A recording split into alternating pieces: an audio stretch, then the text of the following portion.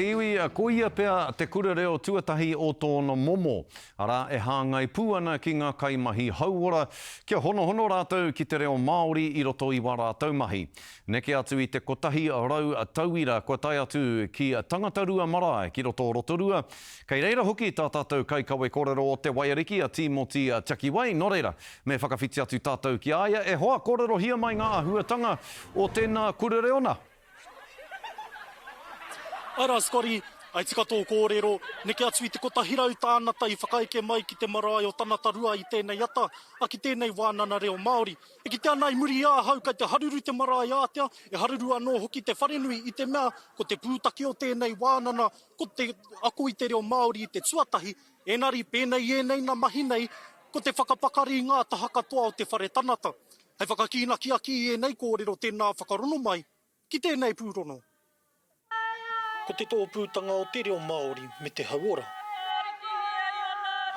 Kua roa toi tangata e whakaaro ana kia pēhea te tautoko ai i te kahui hauora Māori me ki o te motu. Koe nei te rā tuatahi o te wānana reo a toi tanata, he wānana tēnei e akoa i te tanata i nā tūmomo rautaki whakaora i te tinana, mā te whakamahi i te reo Māori.